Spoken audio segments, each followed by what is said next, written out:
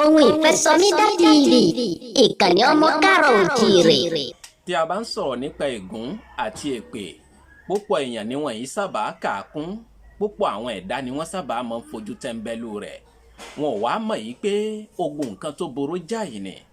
Bẹ́ẹ̀ ni, ègún jẹ́ gbòǹgbò ọ̀nà tó lè kọ́ ẹ̀dá lẹ́sẹ̀ kí ẹ̀dá má bàa débi oríire rẹ̀.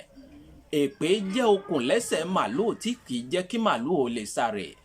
Ǹjẹ́ o jẹ́ mọ̀ yìí pé ègún ní ń jà ọ́? Bẹ́ẹ̀ ni, bí ìbá ṣe ń pé ègún ní ń jà ọ́, a jẹ́ sí ń pé èpè ní ń jà ọ́.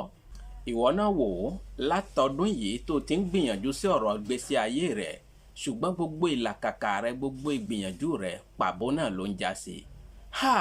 Ègún ní ń jà ọ́, bí ìbá ṣe ń pé ègún ní ń jà ọ́, a já sí ń pé èpè ní ń jà ọ́.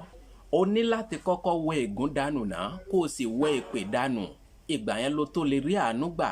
Bí bẹ́ẹ̀ kọ́, ó kàn ń pọnmi sínú àpẹẹrẹ lásán ni.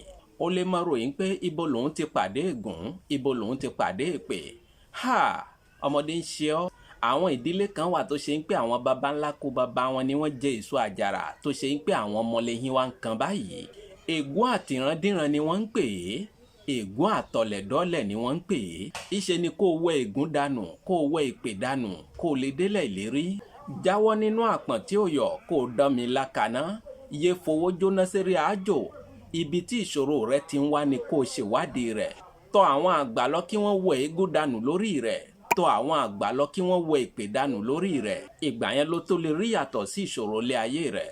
Bóyá ẹ bá fẹ́ mọ̀ nípa àkọsẹ̀jáyé yín, àbẹ́ fẹ́ mọ̀ nípa àràwọ̀ yín, àbẹ́ láwọn àlá kan tí ń dẹ́rùbà yín tẹ́ ẹ bá fẹ́ mọ̀ nípa rẹ̀, ẹ bá mi sọ̀rọ̀ lórí WhatsApp, ìyẹn lórí nọ́mbà yìí tẹ́ ẹ ti mọ̀ bí ẹni mowó, plus 229 01 97 74 76 51. Fáǹfààní ẹ̀yin tẹ́ gbọ́ English, ẹ tẹ +229 01 97 74 76 51. Èmi gangan ní dàáyín lóhùn rẹ̀.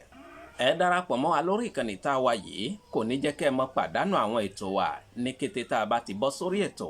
Muhammadu Akówódé Baba Kóredé tí gbogbo èèyàn ń pè ní ohun ìfẹ́sọmídà. Ẹja tó pàdé ní kòpẹ́kòpẹ́ lórí àkọ́tún ètò.